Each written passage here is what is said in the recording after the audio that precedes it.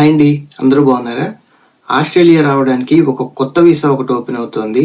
అది working holiday maker. ఇప్పటి వరకు ఆస్ట్రేలియాతో 49 దేశాలు వర్కింగ్ హాలిడే మేకర్గా పార్ట్నర్ అయ్యాయి. 50th కంట్రీగా మన భారతదేశం ఆస్ట్రేలియాతో ఈ సంవత్సరం నుంచే వర్కింగ్ హాలిడే మేకర్ పార్ట్నర్షిప్తో టైఅప్ అయింది. ఈ సంవత్సరం నుంచే మనకు ఓపెన్ చేస్తున్నారు వీసాలు. ఈ 16th సెప్టెంబర్ 2024 నుంచి అఫీషియల్గా భారతదేశం ఆస్ట్రేలియాతో వర్కింగ్ హాలిడే వీసా ప్రోగ్రాంలో టైఅప్ అయింది. ఈ వీసా పెట్టుకోవాలంటే పెద్దగా క్వాలిఫికేషన్స్ అవసరం లేదు. బేసిక్ ఎలిజిబిలిటీ క్రైటీరియా ఒకటి ఉంది, అది చెప్తాను. అసలు వర్కింగ్ హాలిడే మేకర్ అంటే ఏంటంటే యూత్ కి వీసాలు ఇస్తారనమాట.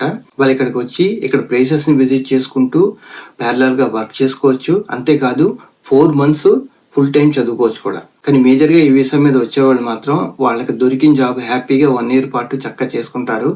ఈ వీసా మీద వచ్చిన వాళ్ళు 50,000 అనేది ఒక యావరేజ్ వాళ్ళకి సంవత్సరానికి అంత సంపాదించుకుని వెళ్తుంటారు. నేను విన్న న్యూస్ ప్రకారం కొంతమంది ఇక్కడ వాళ్ళ ఖర్చులన్నీ పోను $75,000 నుంచి $1 lakh వరకు మాక్సిమం సేవ్ చేసుకుని వెళ్ళిన వాళ్ళు ఉన్నారు. కాకపోతే ఈ వీసా అప్లికేషన్ అనేది అంత సింపుల్ కాదు. కొంచెం ప్రీ అప్లికేషన్ ప్రాసెస్ ఉంటుంది, అప్లికేషన్ ప్రాసెస్ కూడా ఉంటుంది. ప్రీ అప్లికేషన్ ప్రాసెస్ అంటే ఏంటంటే ఈ వీసా డైరెక్ట్ గా అప్లై చేసేయడానికి ఉండదు, లాటరీ సిస్టమ్. ఆ లాటరీ సిస్టమ్ లో నామినేట్ చేయడం, మన ఎలిజిబిలిటీ చెక్ చేయడం, ఇవన్నీ కూడా ప్రీ అప్లికేషన్ ప్రాసెస్ లో వస్తాయి. ఒకవేళ అందులో కనుక మనం సెలెక్ట్ అయి పిక్ అయితే అప్లికేషన్ ప్రాసెస్ ఎలా ఉంటుంది, ఆ విషయాలన్నీ కూడా ఈ వీడియోలో డీటెయిల్గా కవర్ చేస్తాను. ఈ వీసాల్లో బ్యాలెట్ సిస్టమ్ ఉంటుంది, లాటరీ సిస్టమ్ అనమాట. అందులో పిక్ అయితేనే మనం అప్లికేషన్ ప్రాసెస్కి వెళ్తాం. October 1st, 2024 బ్యాలెట్స్ ఓపెన్ అవుతాయి. అంటే ఆ రోజు నుంచి కూడా ఇంట్రెస్ట్ ఉన్న వాళ్ళు నామినేట్ చేసుకోవచ్చు. అంటే మనకు వారం రోజులు కూడా టైం లేదు. మీలో ఎవరికైనా కనుక ఇంట్రెస్ట్ ఉన్నా, లేకపోతే మీ ఫ్రెండ్స్కి ఇంట్రెస్ట్ ఉన్నా కూడా ఈ వీడియోని షేర్ చేయండి. ఇందులో డీటెయిల్స్ చాలా క్లియర్గా మొత్తం చెప్తాను. October 1st ఓపెన్ అయిన బ్యాలెట్ October 30th నెలాఖరికల్లా ఎండ్ అయిపోతుంది, క్లోజ్ అయిపోతుంది. ఆ తర్వాత మనం నామినేట్ చేసిన అవి వెయిటింగ్ లిస్ట్లో ఉంటాయి, ఎక్స్పైర్ కూడా అయిపోవచ్చు. నెక్స్ట్ క్యారీ అవుతాయి అని గ్యారంటీ కూడా లేదు, మనం చెప్పలేము ఆ సంగతి ఇంకా. ఎందుకంటే ఇండియా ఇది ఫస్ట్ టైం చేస్తుంది కనుక వీటిని ఎలా తీసుకుంటాడు లేట్గా వచ్చిన నామినేషన్స్ని అనేది ఇంకా క్లియర్గా వాళ్ళైతే చెప్పలేదు. ఈ వీసాలో ఫస్ట్ స్టెప్ ఏంటంటే ప్రీ అప్లికేషన్ ప్రాసెస్, అంటే బ్యాలెట్లో మనం నామినేట్ చేయడం అనమాట. ఇది చేయడానికి ఫస్ట్ అసలు మన ఎలిజిబిలిటీస్ చెక్ చేసుకోవాలి. ఈ వీసా ఓన్లీ 18 నుంచి 30 years లోపు, ఈ ఏజ్ గ్యాప్ మధ్యలో ఉన్న వాళ్ళకి మాత్రమే. ఆ తర్వాత మనకి మన కంట్రీ నుంచి పాస్పోర్ట్ ఉండాలి. ఆ తర్వాత నేషనల్ ఐడెంటిటీ కార్డు ఉండాలి, అంటే పాన్ కార్డ్ కానీ లేకపోతే ఆధార్ కార్డ్ కానీ ఉండాలి. రేషన్ కార్డు కూడా ఉంటే చాలా మంచిది. ఆ తర్వాత మనకి ఈమెయిల్ అడ్రస్ ఉండాలి, అందరికీ ఉన్నాయి. ఇమ్మి అకౌంట్ ఒకటి క్రియేట్ చేసుకోవాలి. ఆ లింక్ నేను డిస్క్రిప్షన్లో ఇస్తాను. ఇమ్మి ఆస్ట్రేలియన్ ఇమిగ్రేషన్ సైట్ లో ఒక అకౌంట్ ఒకటి క్రియేట్ చేసుకోవాలి. ఆ తర్వాత ఈ నామినేషన్ ప్రాసెస్ లో చివరిగా ఏంటంటే $25 అంటే ఒక 1,500 దాకా ఎంతో అవుతుంది మనకి, అది కట్టాలి నామినేషన్ కి. ఇది నాన్ రిఫండబుల్. అంటే మనకు కనుక పిక్ అయితే ఫైన్, లేకపోతే మనకు ఆ $1,500 పోయినట్టే. ఇక ఇమిగ్రేషన్ వెబ్సైట్ లో మనం అకౌంట్ క్రియేట్ చేసుకోగానే అక్కడ న్యూ అప్లికేషన్ లోకి వెళ్ళి న్యూ అప్లికేషన్ అని క్లిక్ చేస్తాం. న్యూ అప్లికేషన్ లో వీసా 462 సెలెక్ట్ చేసుకుంటాం. చేసుకుని అందులో అప్పుడు వాడి ఫస్ట్ నామినేషన్ ప్రాసెస్ వస్తుందన్నమాట. మన పేరు, details, email address, mobile number, అడ్రస్లు, ఇలాంటివన్నీ అడుగుతాడు. ఇవన్నీ అయిపోయి ఫామ్ చివరి వరకు వచ్చిన తర్వాత $25 మనం కట్టాలి. ఆ ఫీజు మనం వీసా మాస్టర్ కార్డ్ నుంచి అయినా పే చేసుకోవచ్చు, లేకపోతే మనకు పేపాల్ లాంటి అకౌంట్ ఉన్న దాని నుంచి అయినా పే చేయొచ్చు. ఈ బ్యాలెట్లు మన ఇండియాకి 1st October 2024 ఓపెన్ అవుతాయి, 30th October 2024 ఎండ్ అయిపోతాయి. మళ్ళీ చెప్తున్నాను, ఈ డేట్లు చాలా ఇంపార్టెంట్. ఈ నెల రోజుల పాటే మనం బ్యాలెట్ లో నామినేషన్ వేసుకోవచ్చు. అలా అక్టోబర్ మంత్ ఎండ్ కల్లా బ్యాలెట్లు క్లోజ్ అయిపోతాయి. క్లోజ్ అయిపోగానే వాళ్ళ సెలక్షన్ ప్రాసెస్ తర్వాత స్టార్ట్ అవుతుంది. ఈ సెలక్షన్ ప్రాసెస్ లో పిక్ అయిన వాళ్ళకి మాత్రమే ఇమ్మి అకౌంట్ నుంచి నోటిఫికేషన్లు వస్తాయన్నమాట మన ఈమెయిల్ కి.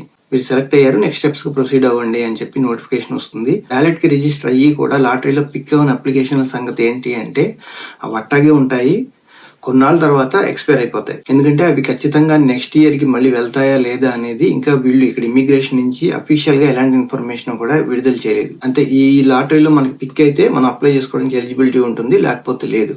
మన తెలుగు వాళ్ళకు ఉన్న లక్ ఏంటంటే ఇప్పటి వరకు కూడా వేరే వేరే లాంగ్వేజెస్ లో ఈ వీసా మీద ఇన్ఫర్మేషన్ తో వీడియోలు రాలేదు. ఫస్ట్ వీడియో ప్రాబబ్లీ ఇదే కావచ్చు. కనుక ఇంట్రెస్ట్ ఉంటే హ్యాపీగా అప్లై చేసేయండి. దీనికి మనకి కన్సల్టెంట్లు కూడా అవసరం లేదు, చాలా simple process. Step by step ఇమ్మియే మన గైడ్ చేస్తూ తీసుకెళ్తుంది అనమాట. అలా మనం కనుక బ్యాలెట్లో లాటరీలో పిక్ అయితే మనకి ఈమెయిల్ వస్తుంది. ఇక అక్కడి నుంచి సెకండ్ స్టెప్కి వెళ్తాం. ఇది అప్లికేషన్ ప్రాసెస్, ఇది మెయిన్ ప్రాసెస్. ఇందులో ఏంటంటే మనం ఆల్రెడీ మన డీటెయిల్స్ అన్ని అప్లికేషన్లో ఫిల్అప్ చేసే మనం బ్యాలెట్లో రిజిస్టర్ అయ్యాం. సో ఆ డీటెయిల్స్ అన్ని వాడి దగ్గర ఉంటాయి. మోస్ట్లీ నెక్స్ట్ స్టేజ్లో ఏంటంటే వాడు డాక్యుమెంట్స్ అన్ని అడుగుతాడు. ఇంకా అడిషనల్ ఇన్ఫర్మేషన్ ఏదైనా కావాలంటే ఆ ఫామ్స్ ఒకటి ఫిల్అప్ చేయాల్సి వస్తుంది. ఈ అప్లికేషన్ ప్రాసెస్లో మెయిన్గా నా డాక్యుమెంట్స్ అన్ని నేను గ్యాదర్ చేసుకుని అప్లోడ్ చేసుకుని నేను జాగ్రత్తగా చేసుకోగలను అని కాన్ఫిడెన్స్ ఉంటే హ్యాపీగా ఒక్కళ్ళే చేసేసుకోవచ్చు. లేదు అంటే కనుక ఆ టైంలో మీరు మీ ఇమ్మీ అకౌంట్ నుంచి ఎవరైనా కన్సల్టెంట్ నుంచి కనుక వెళ్తూ ఉంటే ఆ కన్సల్టెంట్ని నామినేట్ చేయాలి. అక్కడ వేరే ఫామ్ ఒకటి ఉంటుంది, అది ఫిల్ చేసి కన్సల్టెంట్ని నామినేట్ చేయాలి. అప్పుడు మీ ఇమ్మీతో ఈ కన్సల్టెంట్కి యాక్సెస్ ఇస్తారనమాట. ఆస్ట్రేలియా వీసా ఏదైనా సరే, విజిటింగ్ వీసా అయినా, వర్కింగ్ హాలిడే, పిఆర్ అయినా సరే డాక్యుమెంటేషనే చాలా క్రూషియల్. ఇది ఎక్కువ డాక్యుమెంటేషన్ అడుగుతాడు వీడు. ఇవన్నీ మనం జాగ్రత్తగా చేసుకోగలిగితే మనం ఒక్కళ్ళమే పెట్టేసుకోవచ్చు అప్లికేషన్. డాక్యుమెంట్స్ లో ఫస్ట్ ఐడెంటిటీ డాక్యుమెంట్, ఇది passport, national identity card, pan card కానీ, ఆధార్ కార్డ్ కానీ, రేషన్ బుక్ కూడా ఉండాలి. మ్యారేజ్ అయ్యి ఉంటే కనుక ఆ మ్యారేజ్ సర్టిఫికేట్, పిల్లలు పుట్టుంటే వాళ్ళ బర్త్ సర్టిఫికేట్, ఈ డీటెయిల్స్ అన్ని కూడా వాళ్ళకి కావాలి. వాళ్ళు అప్లై చేసినా చేయకపోయినా ఈ డాక్యుమెంట్స్ అన్ని కూడా అప్లోడ్ చేయాలి.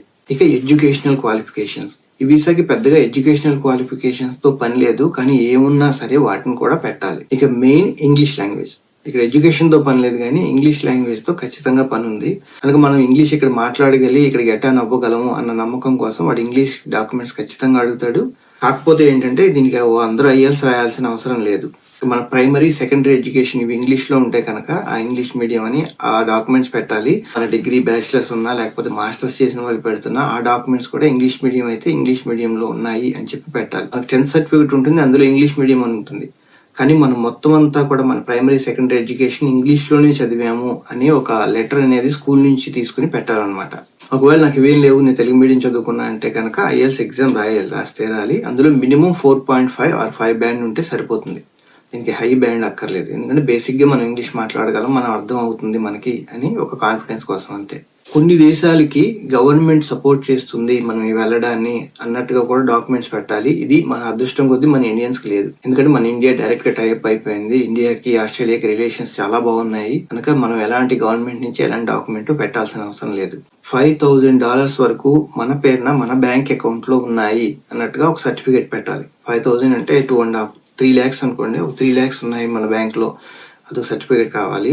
ఇది మాత్రం ఏంటంటే అప్పటికప్పుడు వేసేసి మళ్ళీ వెంటనే తీసేసి అలాంటి పనులు చేయొద్దు. ఇక్కడ ఇమ్మిగ్రేషన్ లో ఫ్లైట్ దిగిన తర్వాత ఇమ్మిగ్రేషన్ లో కూడా వాడికి ఏదైనా డౌట్ వస్తే చెక్ చేస్తాడు, నీ బ్యాంక్ అకౌంట్ లో ఇప్పుడు డబ్బులు ఉన్నాయా లేవా అని. కనుక మన ఎంట్రీ అయిపోయింది, మన లోపలికి వెళ్ళాం అనుకుంటే మనం ఏదైనా ఇక్కడ జాబ్ వచ్చేసిన తర్వాత ఆ డబ్బులు తీసి వాడేయచ్చు తప్ప మన వీసా కోసం ఏదో అందులో వేసేసి తర్వాత తీసేస్తే ఇక్కడికి వచ్చిన తర్వాత చూసి కొంతమంది వెనక్కి కూడా పంపేశాడు, అందులో సఫిషియెంట్ ఫండ్స్ లేవని. ఆ తర్వాత క్యారెక్టర్ డాక్యుమెంట్స్, ఇది పోలీస్ క్లియరెన్స్ సర్టిఫికేట్. ఇది ఇండియన్ పాస్పోర్ట్ వెబ్సైట్ లోనే పోలీస్ క్లియరెన్స్ సర్టిఫికేట్ అని ఉంటుంది. పోలీస్ సర్టిఫికేట్ అది అప్లై చేయాలి, ఆన్లైన్ లోనే అప్లై చేయాలి. ఇది మనకు డైరెక్ట్ ఇంటికి వచ్చేస్తుంది. మన పేరుతో ఎలాంటి క్రిమినల్ రికార్డ్స్ లేవు అని చెప్పి ఒక సర్టిఫికేట్ ఇంటికే పంపుతుంది అనమాట.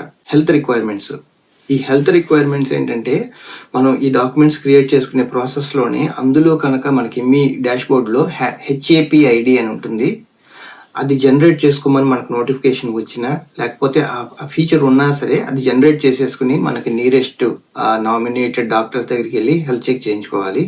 ఒకవేళ అది ఆ ఫీచర్ మనకు కనబడలేదు అనుకోండి, మీరు ఈ డాక్యుమెంట్స్ తోనే అప్లోడ్ చేసేస్తే వాడు ఈ హెల్త్ రిక్వైర్మెంట్స్ ఉన్నాయి అని చెప్పి నోటిఫికేషన్ పంపుతాడు. అందులోనే మీకు HAPID క్రియేట్ చేసుకోవడానికి లింక్స్ అవన్నీ వాడు పంపుతాడు.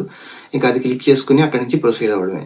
కాకపోతే ఏ డాక్టర్ పడితే ఆ డాక్టర్ దగ్గరికి వెళ్ళి మనం టెస్ట్ చేయించుకోవడానికి లేదు. దానికి ఈ ఆస్ట్రేలియన్ ఎంబసీతో టైఅప్ అయి ఉన్న కొన్ని హాస్పిటల్స్ మాత్రమే ఈ ఫీచర్ ఉంది. ఇది మోస్ట్లీ విజయవాడలో ఉన్నాయి, హైదరాబాద్లోనూ ఉన్నాయి, పెద్ద పెద్ద సిటీస్ అన్ని చోట్ల ఉన్నాయి. అది వాళ్ళు ఏం చూడరు, జస్ట్ బీపీ ఒకటి చెక్ చేస్తారు, బ్లడ్ టెస్ట్ చేస్తారు. ఇంకేదైనా వాడు అవసరం అనుకుంటే కనుక స్కాన్స్ దాకా వెళ్తాడు. అది మోస్ట్లీ ఈ బిలో 30 ఉన్న వాళ్ళకంటే అంత అవసరం ఏమి ఉండదు. ఈ డాక్యుమెంటేషన్ అంతా అప్లోడ్ చేసేసాక ఇంకా ఫైనల్ స్టెప్ ఫీజు కట్టడం, సబ్మిట్ చేసేయడం. $650 ఉంటుంది ఇది ఫీజు, 35,000 దాకా ఎంతో ఉంటుంది అంతే. అది కట్టి మనం ఇంక సబ్మిట్ కొట్టేస్తే అప్లికేషన్ అప్లై చేసేసినట్టే. మనమే ఈ ప్రాసెస్ చేసుకుంటాం కనుక ఇందులో ఏమైనా మిస్టేక్ చేసాము అని మనకు అనిపించినా తర్వాత రిలీజ్ అయినా దానికి భయపడాల్సిన అవసరం లేదు. చాలా సింపుల్. ఫామ్ 1023 అనే ఒక ఫామ్ ఉంటుంది. ఆ ఫామ్లో మనం ఇక్కడ ఇలా మిస్టేక్ చేసాము, నాకు ఇది సరిగ్గా అర్థం కాలేదు, లేకపోతే దీన్ని మిస్అండర్స్టాండ్ చేసుకున్నాను, సో ఇది ఎర్రర్, ఇది తప్పిది అని చెప్పి కరెక్ట్ ఇన్ఫర్మేషన్ ఇస్తే సరిపోతుంది. వీసా అప్లికేషన్కి బెస్ట్ ఏంటంటే ఆన్లైన్లో అప్లై చేయడమే. ఆన్లైన్లో అప్లై చేస్తే మొత్తం అంతా చాలా ట్రాన్స్పరెంట్గా, చాలా క్లియర్గా ఉంటుంది ప్రాసెస్. మనం బ్యాలెట్ పిక్ అయిపోయి అప్లికేషన్ అంతా కూడా కరెక్ట్గా రాసి అందులో డాక్యుమెంట్స్ కరెక్ట్గా అప్లోడ్ చేసి మనకి హెల్త్ కానీ లేకపోతే వేరే ఇంకా పోలీస్ ఇష్యూస్ ఏమీ లేకపోతే కనుక వీసా వచ్చేసే ఛాన్స్ 99% వస్తుంది. వాటి బ్యాలెట్ని అక్టోబర్ 1 నుంచి ఎండ్ వరకు ఎందుకు ఓపెన్ చేస్తాడంటే ఈ పీరియడ్లో అప్లికేషన్ అన్ని వాడు తీసుకుని పిక్ చేసి 1000 మందిని నవంబర్ డిసెంబర్లో ప్రాసెస్ చేసేసి డిసెంబర్ ఎండ్కి కానీ లేకపోతే జనవరి ఫిబ్రవరిలో ఇక్కడికి వచ్చేలా చూస్తాడు. లోకల్ ఆస్ట్రేలియన్స్ అంతా త్రూఅవుట్ ద ఇయర్ పనిచేసి డిసెంబర్ ఎండ్ నుంచి జనవరి ఎండ్ వరకు కూడా చాలా మంది హాలిడే తీసుకుంటారు, వెళ్ళిపోతుంటారు బయటికి. వర్కింగ్ హాలిడే వీసా మేకర్గా వస్తే మనకి వ్యాలిడిటీ 1 year ఉంటుంది. వీసా పీరియడ్లో మనం ఇక్కడ పనిచేసిన ఎంప్లాయర్ని ఇంప్రెస్ చేస్తే వాళ్ళు స్పాన్సర్ కూడా చేసే ఛాన్స్ ఉంది ఫ్యూచర్లో. మీకు ఈ వీడియో నచ్చితే లైక్, షేర్, కామెంట్. ఇన్ఫర్మేషన్ ఉపయోగపడుతుంది అనుకుంటే ఖచ్చితంగా మీ వాళ్ళకి పంపండి, ఎందుకంటే అక్టోబర్ 30th కల్లా బ్యాలెట్స్ క్లోజ్ అయిపోతాయి.